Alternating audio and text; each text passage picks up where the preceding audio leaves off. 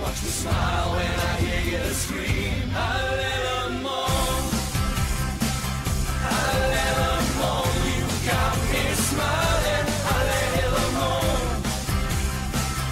a little more. Gray skies are hiding behind the blue. It's down to you, such an everyday. A little more, a little more.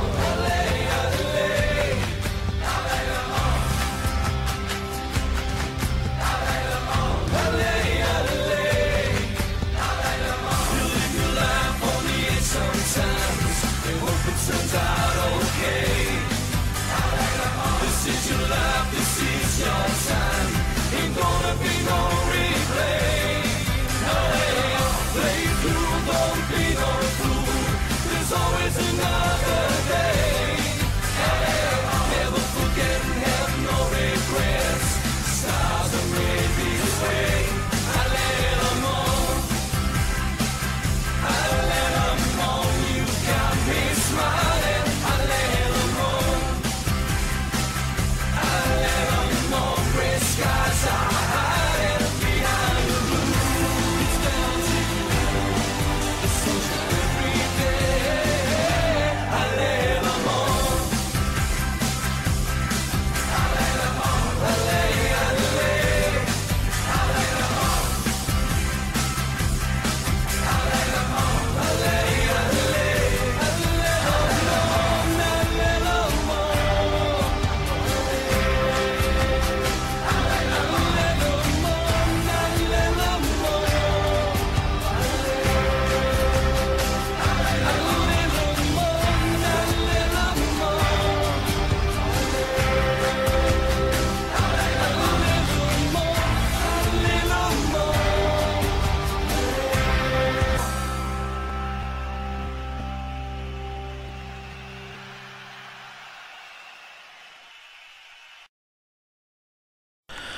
Bonjour à tous, nous sommes le 21 mai 2034, la saison vient de se terminer, une saison somme toute correcte, mais pas aussi exceptionnelle que les 2 années précédentes.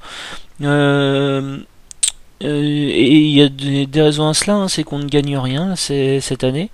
On était sur tous les fronts, mais au final on ne gagne rien. Et ben en Ligue 1 on s'est fait distancer très vite par le Paris Saint-Germain. Dès le début de l'année on s'est fait distancer, on a réussi à les recoller au score et puis ben derrière ils nous ont redistancé. Malgré tout on finit à 84 points, ce qui est quand même une belle saison dans l'ensemble, mais le PSG finit à 95 points quoi. Donc autant dire que là je pense qu'on ne pouvait pas rivaliser à ce niveau là. Lyon finit à 74 points, donc on s'est retrouvé très vite à ne plus rien avoir à jouer quoi. La Ligue des Champions, on se retrouve contre le Real Madrid en quart de finale. En match aller on fait un partout, et en match retour on fait un partout je crois aussi, ou alors 1-0, je ne sais plus, on va vérifier ça.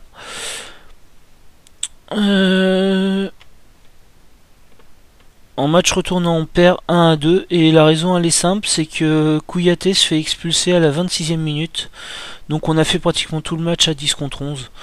C'est vraiment dommage quoi, parce que y avait moyen. Et d'ailleurs sur le match aller, Upamecano, mais à la fin ça s'est vraiment joué à la toute fin, donc ça n'a pas influé tant que ça, a pris aussi un rouge. Mais Kouyaté a pris un rouge direct en fait sur le premier match. Ça a été le tout premier carton du match. Il y avait pas eu de faute avant, pas eu, enfin rien qui pouvait laisser présager ça, donc vraiment pas de chance. On était plutôt bien parti en plus sur les premières minutes, donc on a où être déçu quoi. Malgré tout, on sait le Real Madrid, c'est plus fort que nous, mais pas tant que ça. Quand on regardait les joueurs, en fait, c'était un petit cran au-dessus, mais vraiment pas tant que ça. Donc on est vraiment dans les cordes quoi, de devenir un gros club européen, malgré tout. En Coupe de France, on a fini vice-champion, on a été en finale. Malheureusement, on joue la finale contre Paris, qui joue pour ainsi dire à domicile sa Coupe de France. Donc, et puis là, on n'a vraiment pas vu le jour. Hein. Ça a été un match catastrophique. Il n'y avait pas spécialement de raison à ça, mais bon, on a vraiment pas pu rivaliser quoi. Le trophée des champions, on l'a gagné, mais bon, ça c'est quelque chose dont on a un petit peu rien à faire en soi. Mais c'est toujours bien de le gagner. Bon, voilà, ça n'a rien de plus. Pourquoi cette saison a été un peu moins bonne? Il y a plusieurs raisons à ça. J'en ai défini trois. La première, elle est d'ordre tactique. Au niveau des tactiques, j'ai rencontré des difficultés à faire évoluer des choses. J'expliquerai plus tard. Elle est au niveau de l'effectif aussi. Je pense que l'effectif, on n'a pas assez fait tourner sur la saison. Et ben, on a accumulé la fatigue de match et à un moment donné, on a accumulé les blessures. D'ailleurs, nos meilleurs joueurs n'ont pratiquement jamais joué de la saison ensemble. Marcelin, Carlos Eduardo et Geerts, par exemple, n'ont pratiquement jamais joué ensemble, les trois ensemble. Donc ça pose un souci forcément. Il est d'ordre aussi... bah non, en fait, on a explosé les trois problèmes, l'effectif, la tactique, et puis bah, les blessures. Donc on va aller tout de suite voir un petit peu les blessures. Donc c'est dans le centre médical ici, historique, résumé de la saison. Donc on a eu Geerts qui a été blessé 3 mois, qui s'est blessé dans le mois de mars, mars, oui, ça doit être ça. Donc il est revenu vraiment très récemment là. Geerts qui s'est blessé 2 mois en tout début de saison. Donc derrière on l'a pas retrouvé avant janvier je crois. Karim Amorani qui s'est blessé 2 mois aussi, donc ça c'est bien embêtant. Marcelin qui s'est blessé 8 semaines mais en 2 fois. Il s'est blessé en février puis il s'est reblessé là dans les dernières semaines. Donc ce qui fait que ces 3 joueurs là en fait n'ont pratiquement, à part Carlos Eduardo qui à partir de février-mars a commencé à rehausser son niveau, bah, ils n'ont jamais joué ensemble et ils n'ont jamais joué à leur meilleur niveau sur la deuxième partie de saison pour Marcelin et Luciano Geerts. Donc forcément ça limite un peu les choses. Donc ça c'est pour les blessures. Au niveau de l'effectif, on a un problème en fait, c'est qu'on a les postes qui sont doublés, mais on n'a pas assez fait tourner sur cette année, et du coup on a vraiment accumulé la fatigue. Et je pense qu'il faut qu'on prévoie 3 joueurs. Alors comment? On va en discuter, je pense, mais je pense que ça va passer par le centre de formation. On a un centre de formation là qui est dans le top, donc il faut l'utiliser. Et on l'a fait un petit peu sur la fin de saison, ça nous a plutôt souri dans l'ensemble. Et d'ordre tactique aussi. Tactique, on verra ça un petit peu vers la fin quand on parlera vraiment de la tactique. On va faire un petit tour sur les joueurs sur cette saison. Donc ça c'était notre 11 de départ là sur la fin de saison. On va remettre les joueurs qui sont d'habitude, je pense, parce qu'on va faire un petit bilan. Voilà, donc Marcelin, Acevedo, au final on va voir, il y a eu un changement de poste, donc vers la deuxième partie de saison il a plus été sur ce poste là ou ce poste là. Je vais enlever mes U19, ce qui va nous permettre d'avoir une meilleure visibilité. Où est Geerts? Il est là. Donc Acevedo qui est ici. À la base. Donc ça c'était la tactique de début de saison en fait, grosso modo, et la composition de début de saison. Pardon, il y a Islam Petrov qui est ici et Alejandro Royo.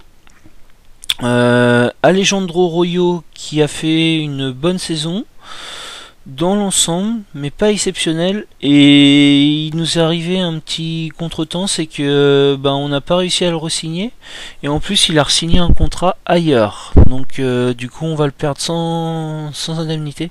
En fait on a tenté de le re-signer je crois en début de saison, il s'est braqué contre nous, et puis ben derrière on n'a jamais pu le re-signer. Donc enfin il a jamais voulu re-signer, puis ben dès janvier il a eu l'Inter là qui est venu sur lui, et hop c'était terminé, on n'avait plus aucune chance de l'avoir. Donc c'est bien embêtant parce qu'on perd sûrement pas loin de 50 millions dans l'affaire. Donc ça nous pose un gros souci quand même de le laisser partir comme ça. Mais bon, enfin c'est la vie, ça arrive aussi à d'autres clubs, donc pas le choix, il faut faire avec. Ranieri, son remplaçant, donc qui a du coup gagné du temps de jeu et du galon, qui nous fait une saison correcte, sans plus.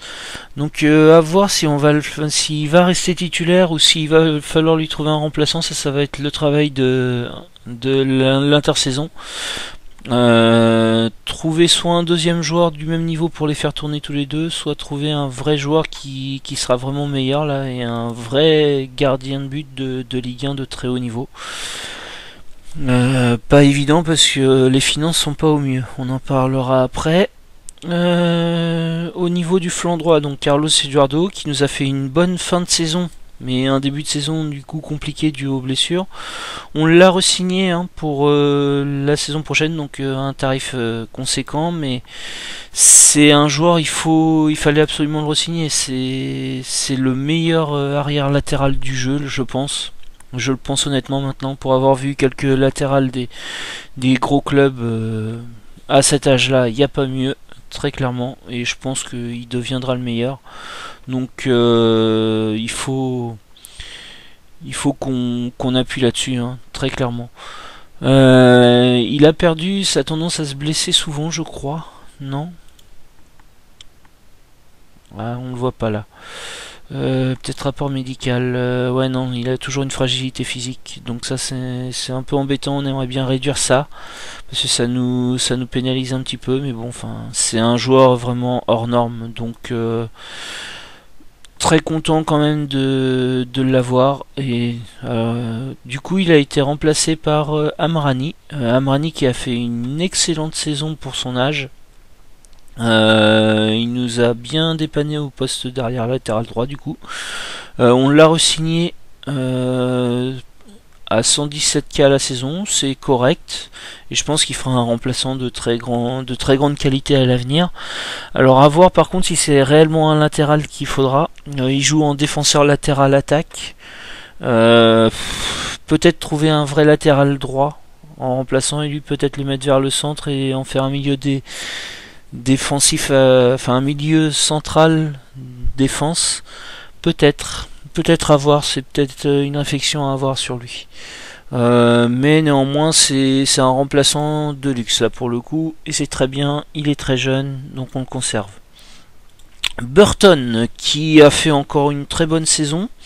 Son souci c'est qu'il prend énormément de cartons rouges, donc ça nous pénalise, ça peut nous pénaliser sur des matchs importants assez régulièrement, donc il faut qu'on fasse attention à ça.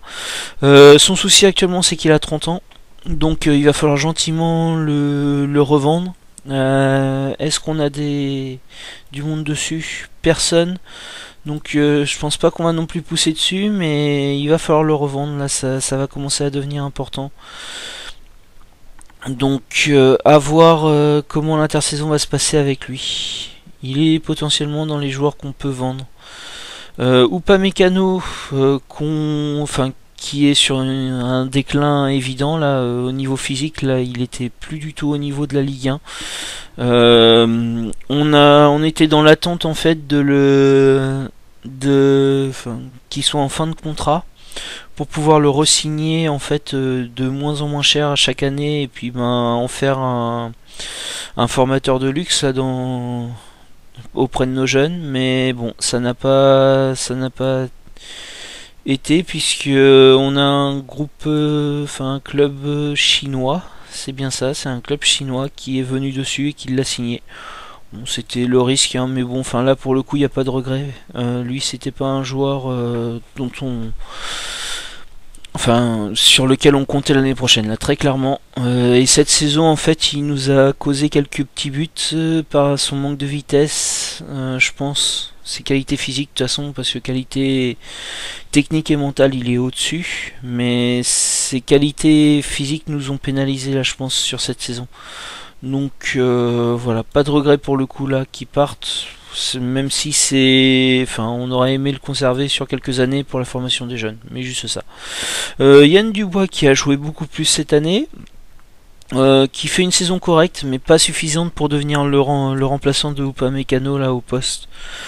Donc il sera un remplaçant de luxe, et ça restera ça, je pense, sur sa carrière. Néanmoins, ça reste intéressant, hein, 7,20 de moyenne, c'est très bon. C'est un joueur sur lequel on compte sur les années futures, je pense. On va pas chercher à le remplacer spécialement, à moins que des offres très intéressantes viennent dessus. Mais c'est pas ce qui se profile à l'horizon, je pense.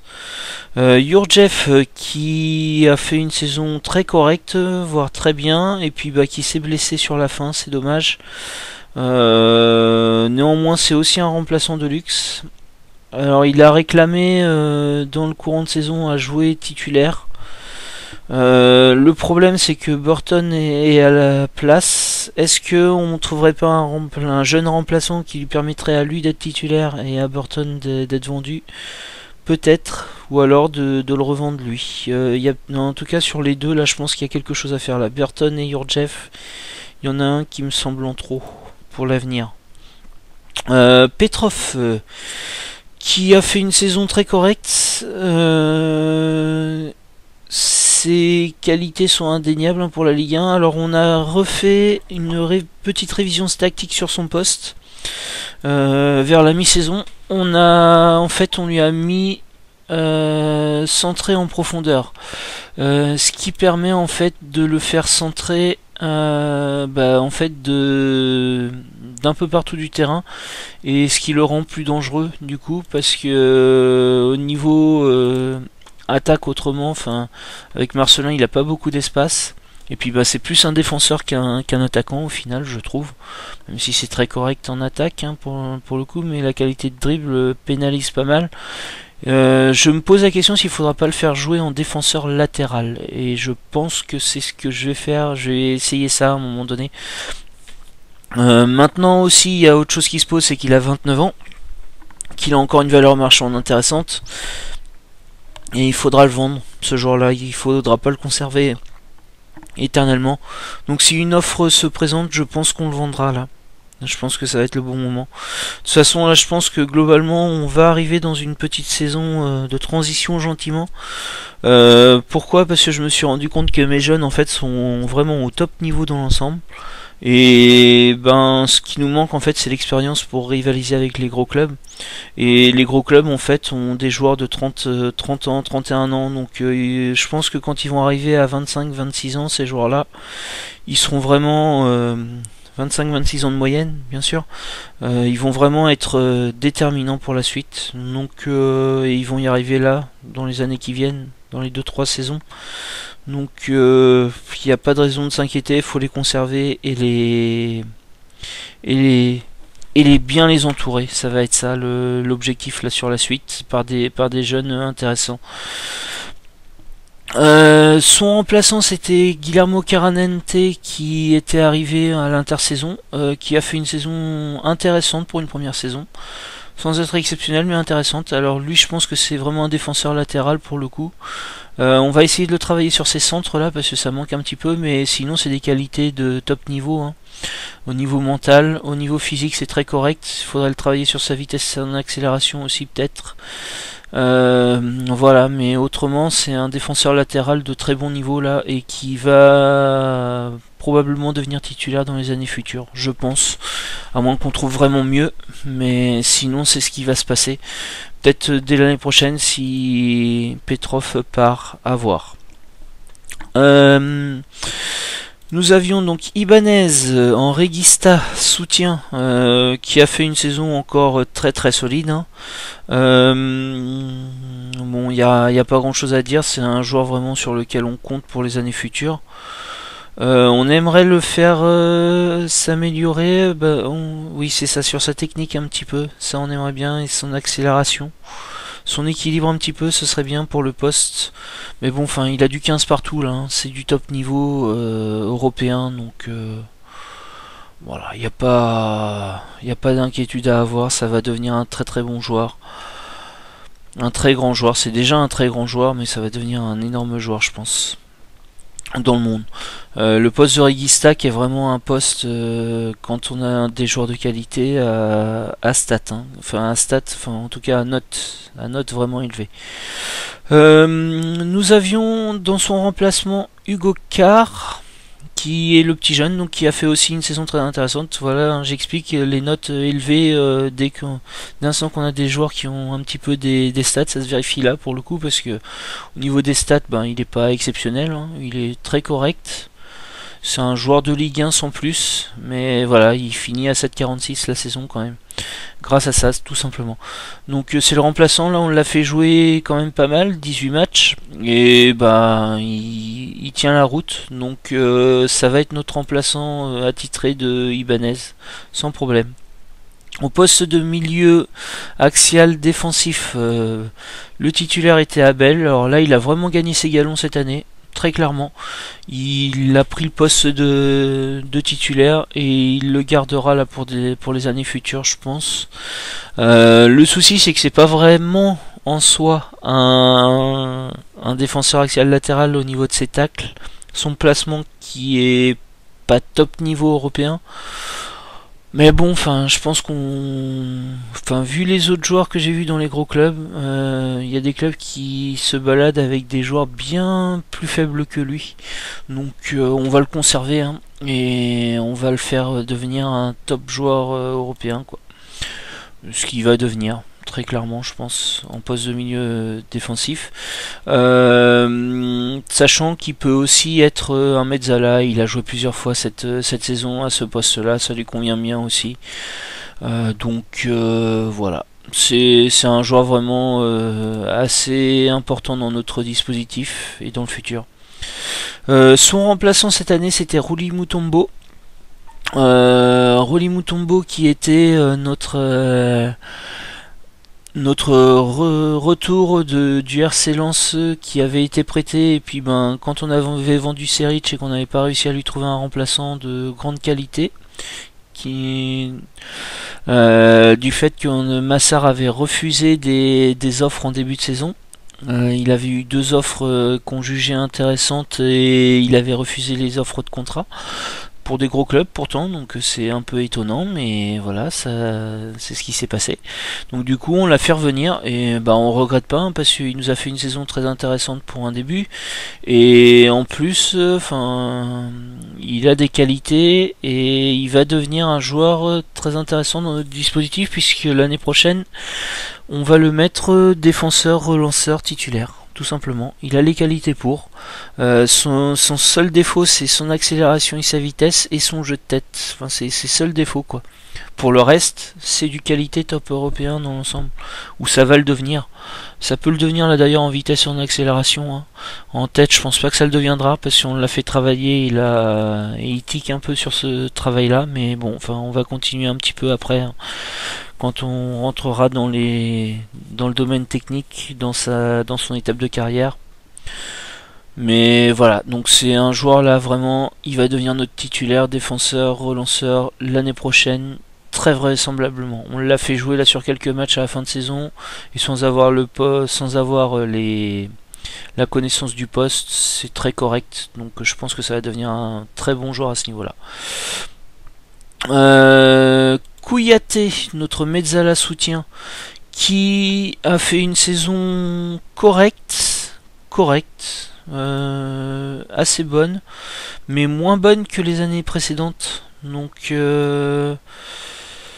c'est un peu embêtant quand même. On a revu aussi son poste, lui. Qu'est-ce qu'on a fait en fait? On lui a prenez plus de risques en attaque, parce que je me rendais compte en fait qu'il intervenait pas beaucoup dans l'attaque et dans la relance vers ces joueurs-là, et c'était une de ses premières fonctions. Alors j'étais très content au début, mais après en fait on le revoyait un peu moins. Je pense que c'est tout simplement un poste qui a du mal à se montrer. Donc à voir l'année prochaine ce qu'on fait. Est-ce qu'on lui met peut-être du dribbler plus parce qu'il a les qualités, peut-être du frapper davantage, tirer moins souvent, enfin peut-être jouer sur d'autres qualités pour essayer de le rendre plus important dans le jeu par rapport aux autres joueurs. C'est pas impossible non plus. Étant donné qu'Ibanez il relance, peut-être que si on lui met du dribble plus, il va percuter un peu plus vers l'avant. Alors ça peut poser souci étant donné que Geerts vient aussi par là assez souvent là. Donc à voir. Enfin, on a des réflexions, on va en parler d'ailleurs sur tout ça après sur la tactique. Mais du coup, enfin, on n'est pas déçu parce que c'est très bon, hein, mais c'est un peu moins bien que l'année dernière, donc c'est un peu dommage. On n'avait pas vraiment de remplaçant pour lui à la base. On a un petit peu William Goebbels qui l'a remplacé régulièrement. Sinon c'était Guy Sabel. C'était très correct ce qu'il nous a fait à ce poste-là. On l'a beaucoup moins fait jouer cette année. Hein. Ses qualités commencent vraiment à décliner. Et on va le perdre à la fin de saison. Ah non, on va pas le perdre forcément. Donc à voir ce qu'on en fait. Est-ce qu'on le re-signe ou pas?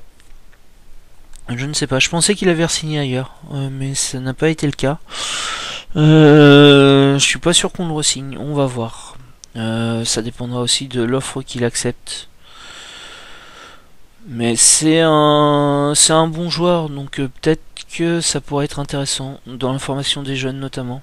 Peut-être un remplaçant de luxe en cas de crise. C'est ce qu'il est là de toute façon là dans notre dispositif. Nous avions, alors j'ai oublié un petit joueur là qui était milieu défensif axial qu'on a acheté pour je crois 15 millions, ouais, c'est ça, à la mi-saison. Pourquoi? Parce que Acevedo, on lui avait promis des choses en le re-signant. Et il nous avait demandé de nous renforcer au poste de milieu. Alors on a acheté ce joueur-là parce qu'on n'avait pas réussi à trouver mieux, à revendre et trouver mieux. C'est parce que c'était ce qu'on avait cherché, hein, forcément. Et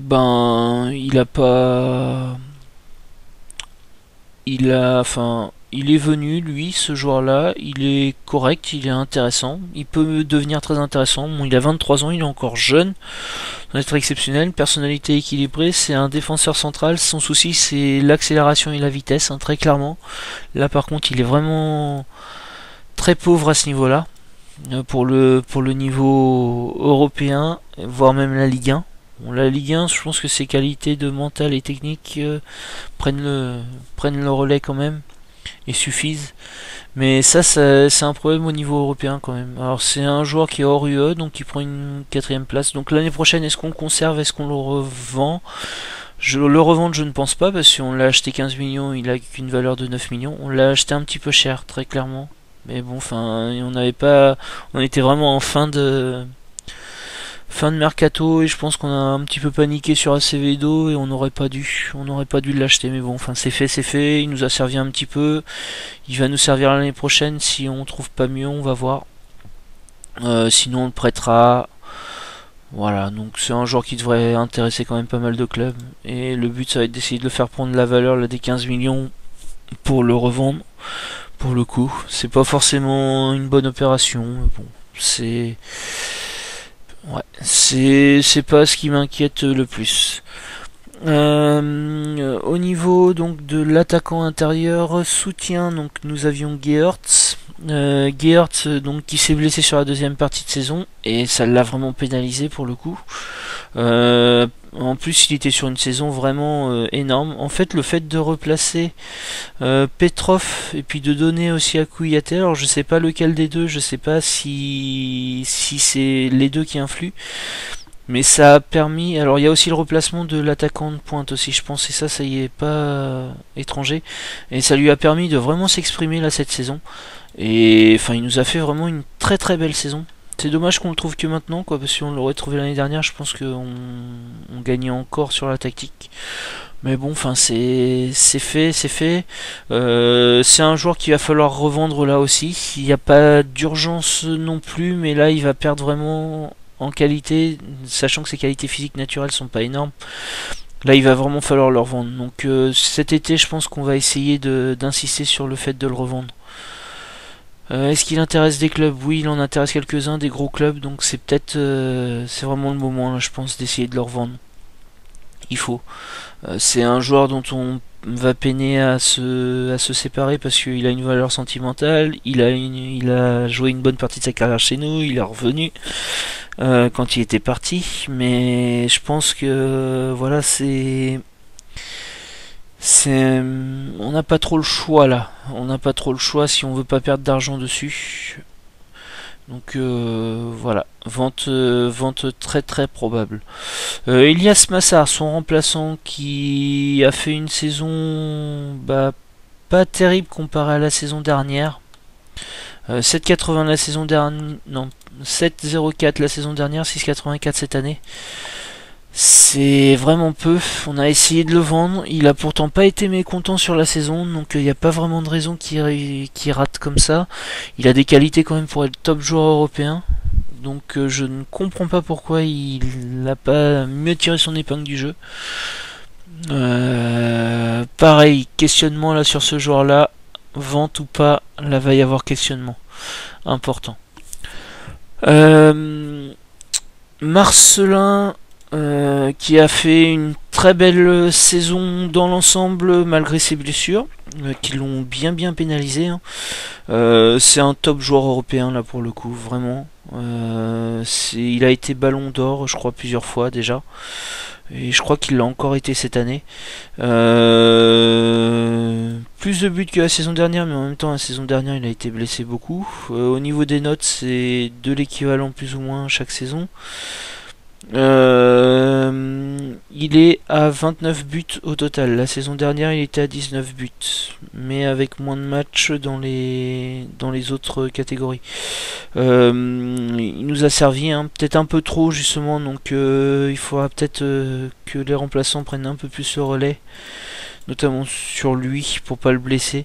Mais sinon, c'est le joueur angulaire de notre tactique, très clairement, avec Carlos Eduardo là. Et Ibanez, les trois, je le répète à chaque fois, mais c'est un trio indispensable là pour le coup. Son remplaçant de cette année qui était Lydio, qui a fait une très belle saison pour un début, surtout en première partie. Il a vraiment été très très fort en première partie de saison. Il progresse bien. Ce qu'il faudrait le faire atteindre c'est son 14, la technique elle a rapidement l'amener à 15 et son anticipation augmenter ça, et puis voilà, ce sera un joueur top européen là. Un petit peu plus d'inspiration aussi, ce serait pas mal, mais voilà quoi, c'est un joueur là pour les années futures. Si Marcelin on est amené à le vendre, il sera là quoi. Sans être meilleur que lui, c'est un cran en dessous de Marcelin, mais c'est un top joueur européen quand même pour les années futures. Donc très bien, très bonne trouvaille, pas de regret. On l'a acheté 29 millions, il coûte déjà 43 millions, donc très beau petit joueur en devenir là pour le coup, très très bien. Peut-être un repositionnement en pointe de l'attaque par rapport à ce qu'on a fait. À voir, donc à méditer. Acevedo qui était notre attaquant de pointe, qui nous a fait une belle saison mais sans plus. 7,09, ça, quand on compare à la saison de 2031-32 là, on est quand même un cran en dessous et ça fait 2 saisons qu'on y est. Donc voilà, c'est pourtant un joueur au niveau qualité vraiment top européenne là aussi. Il est supervisé par pas mal de clubs. Je pense qu'on va le replacer en fait en milieu offensif droit à la place de Geert. Donc je pense qu'on va le conserver. Son souci c'est sa vitesse par contre. Ça m'embête, sa vitesse elle est pas énorme. Son inspiration ça m'inquiète moins parce que je sais que ça va augmenter, mais sa vitesse je pense que pour l'augmenter ça va être compliqué. Il va lui falloir lui amener des caractéristiques de joueur là aussi je pense. Ce qui est dommage c'est que sa personnalité elle est toujours équilibrée et je pense pas qu'elle changera maintenant.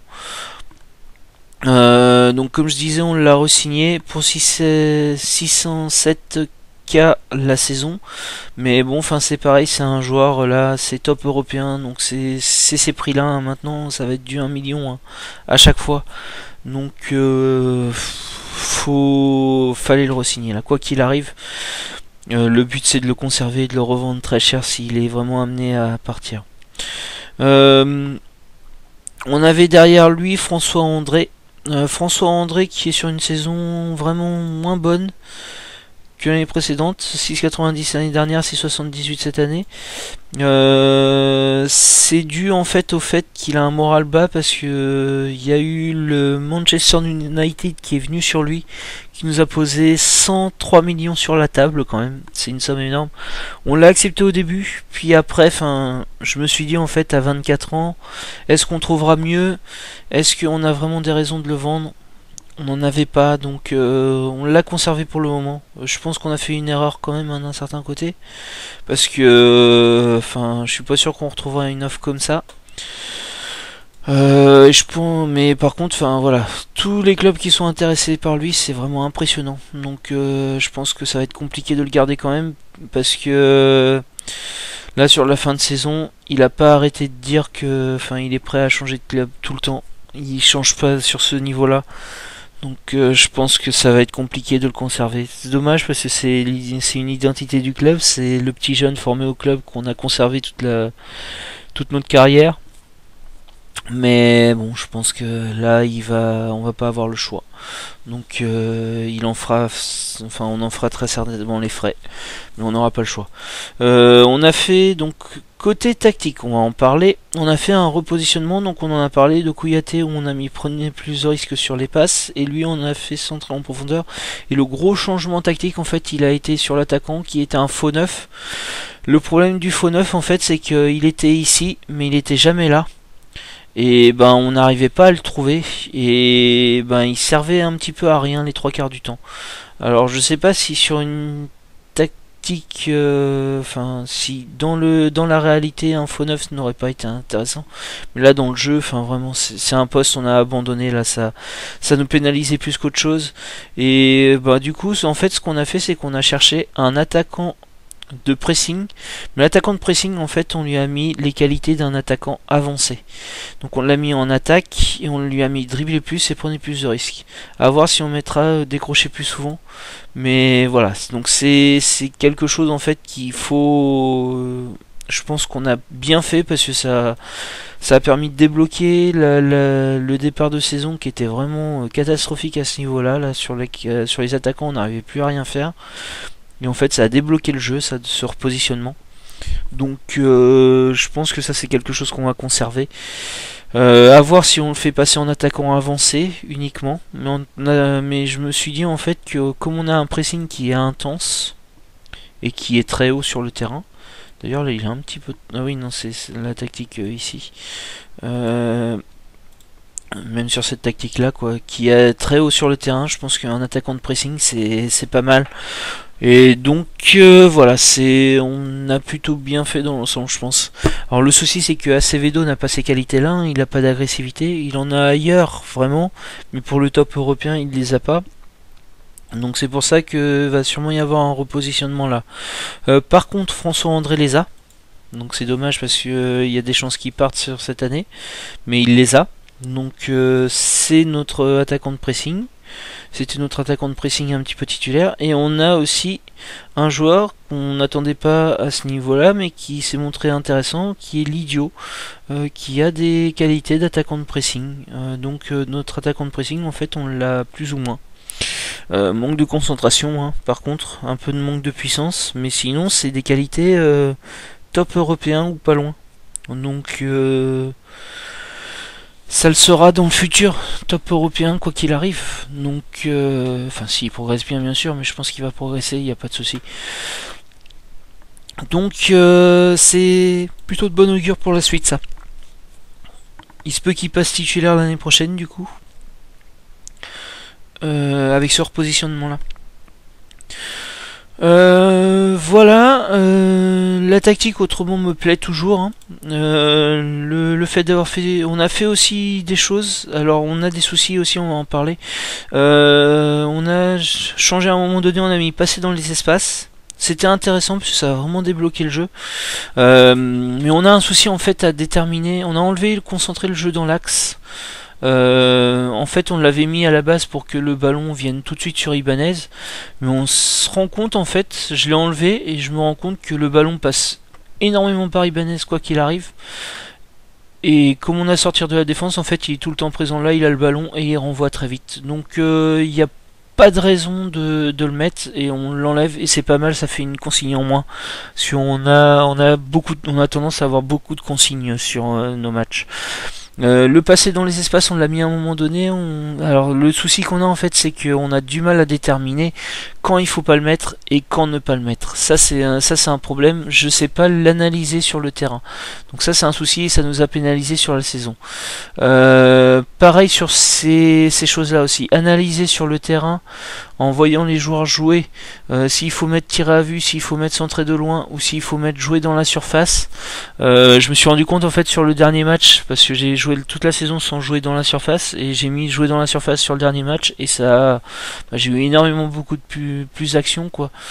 Donc c'était sûrement quelque chose qu'il aurait fallu mettre à un moment donné, mais malheureusement on a du mal à le déterminer. Prenez de la défense de vitesse et faut être moins de dribble. Bon, ça on devine en fait que c'est quand les joueurs se font beaucoup tacler ou pas, mais on a quand même du mal à le déterminer là. Ça, le soyez plus expressif et soyez plus discipliné, honnêtement c'est très difficile à déterminer sur le terrain. Donc là en fait sur toute cette partie là on a du mal à déterminer là.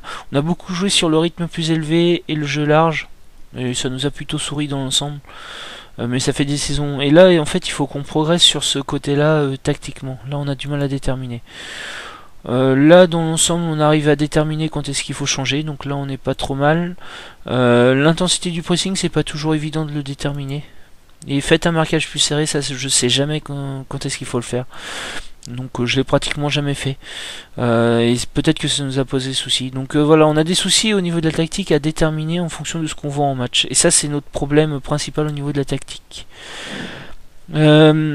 Un coup d'œil au niveau des finances, parce que là on n'est pas au mieux. Alors dans la vision du club en fait on a le stade qui a agrandi, on avait eu aussi le centre de formation et le centre d'entraînement qui avait été fait cette année, et ben je sais pas si ça influe au niveau de nos finances, mais là en fait au niveau de nos finances on a été sur une dégringolade là toute la saison. Alors on a eu un petit peu moins et on est à peu près sur la même courbe que l'année dernière mais un peu plus pentu quoi.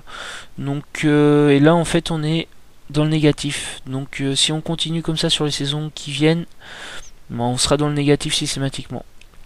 Donc c'est pour ça que il va falloir revendre des joueurs à gros salaire, et il va falloir surtout utiliser notre centre de formation un peu mieux. On a un centre de formation là qui est dans le top là maintenant, on sort des joueurs presque chaque année qui sont intéressants. Donc il va falloir vraiment s'appuyer dessus. Pour la saison prochaine on n'a pas de... Donc l'objectif en fait ça va être de revendre les gros joueurs là. Je pense que ça va être un petit reset gentiment mais assez sûrement. Et bah, faire jouer les jeunes là. On a au niveau du centre... des prêts qu'on a effectués, on a des jeunes là qui tapent à la porte là, qui peuvent taper à la porte potentiellement. Je pense par exemple à Timothy Sfai là qu'on avait acheté en fin de saison dernière, une bouchée de pain, c'est ça, 1,8 million et qui vaut déjà 30 millions, qui est un joueur déjà européen là pour le coup je pense, ou pas loin.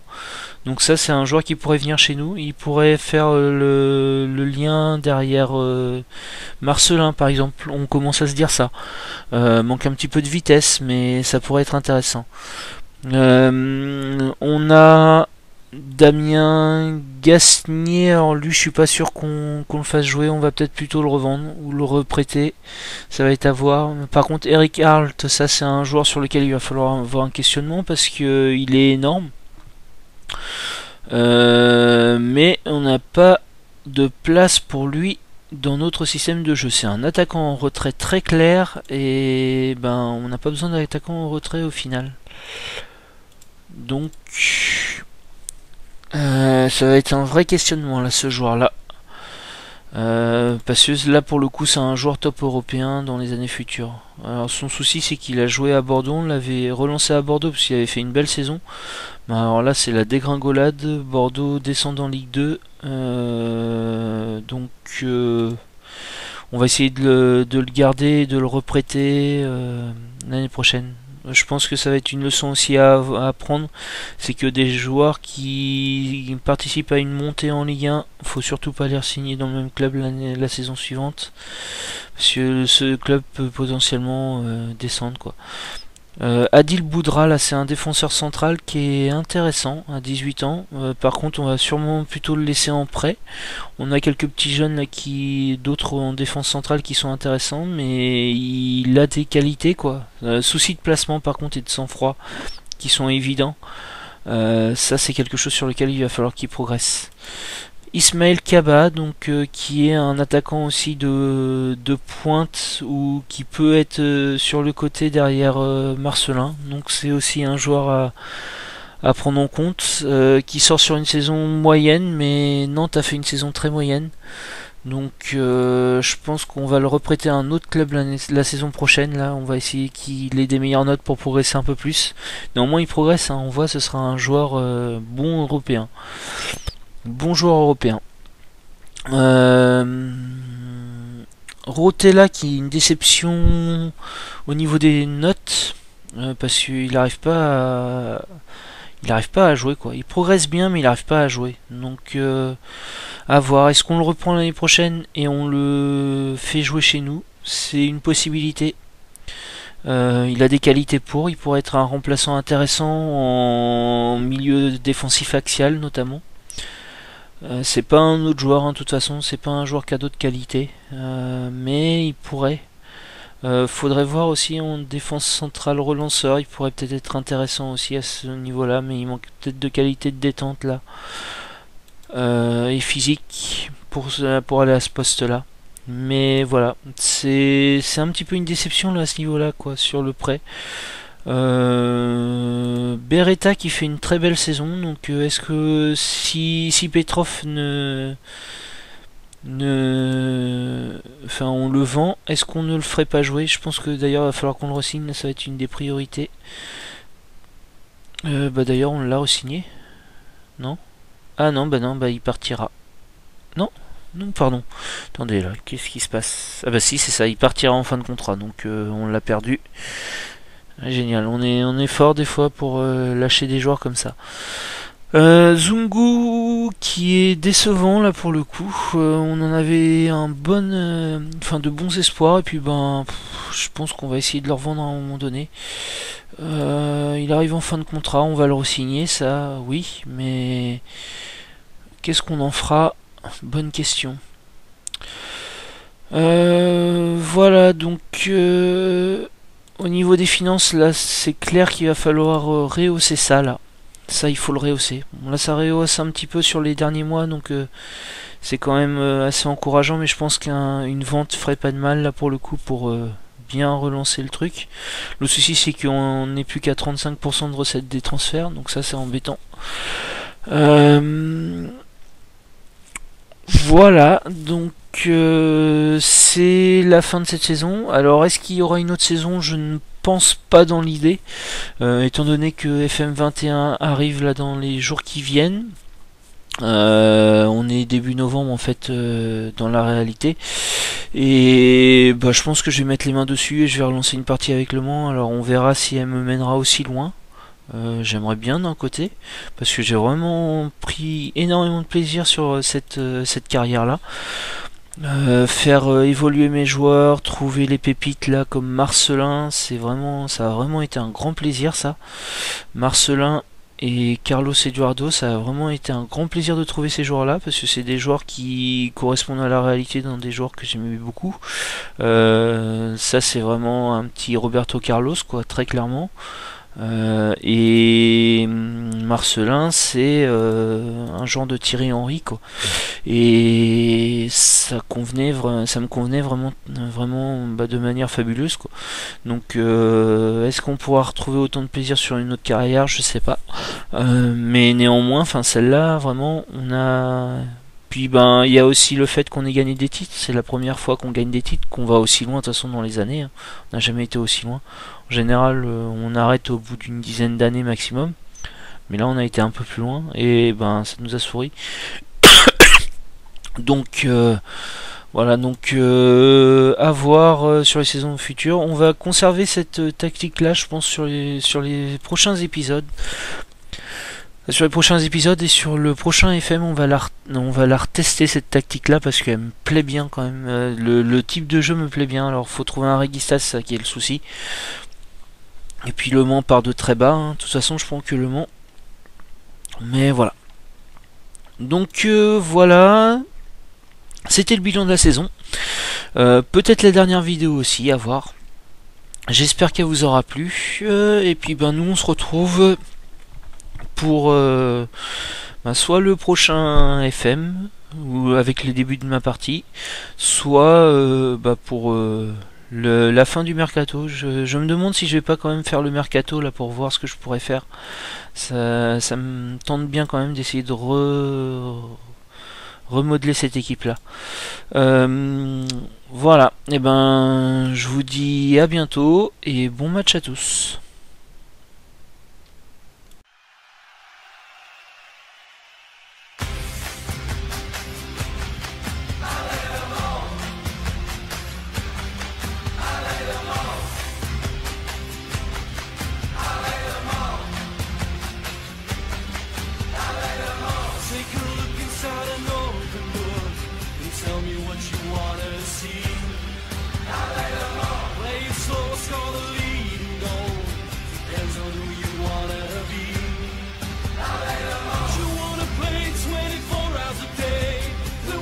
To the city scene. I got a dream and there's no stopping me. Watch me smile when I hear you scream.